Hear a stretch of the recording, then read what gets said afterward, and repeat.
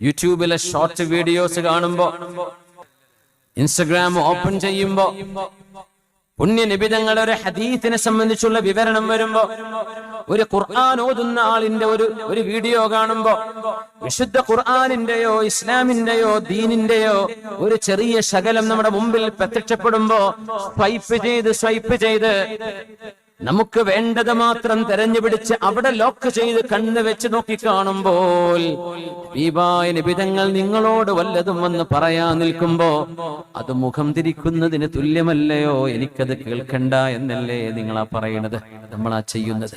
ശ്രദ്ധിക്കാറുണ്ടോ? അത് നമുക്ക് കേൾക്കേണ്ടത് കേൾക്കാം, എന്നാൽ നമ്മുടെ മുമ്പിലൂടെ കടന്നു പോകുമ്പോൾ സമയമുണ്ടോ? നിങ്ങൾ തിരക്കിലല്ല, അത്യാവശ്യപ്പെട്ട ഒരു കാര്യം തിരയുകയുമല്ലെങ്കിൽ ആ ഹദീസ് ഒന്ന് കേട്ടിട്ട് പോയാൽ പോരെ. മധുരമായ ഖുർആനിന്റെ പാരായണം എന്തൊരു മനോഹരമാണ്! നിങ്ങൾ എത്ര വലിയ കോമഡി കണ്ടാലും, എത്ര വലിയ തമാശകൾ കണ്ടാലും, പാട്ട് കേട്ടാലും നിങ്ങൾക്ക് ലഭിക്കുന്നതിന്റെ ആയിരക്കണക്കിന് മടങ്ങ് സമാധാനം വിശുദ്ധ ഖുർആനിന്റെ മനോഹരമായ സൂത്തിങ് സൗണ്ടിൽ ഖുർആൻ ഒന്ന് കേട്ടു നോക്കി അവിടെ ഇരുന്നു പോകും. മനസ്സിങ്ങനെ ശാന്തമായി കൊണ്ടിരിക്കും. അതൊക്കെ നമ്മൾ സ്വൈപ്പ് ചെയ്ത് ഇങ്ങനെ കോർണറിലേക്ക് മാറ്റിക്കൊണ്ടിരിക്കുമ്പോൾ അറിയണേ, അള്ളാഹുവിന്റെ വചനം മുമ്പിൽ വരുമ്പോൾ വേണ്ട പോടോ എന്ന് പറഞ്ഞ് അട്ടിയോടിക്കുന്നതിന് തുല്യമല്ലയോ അത്?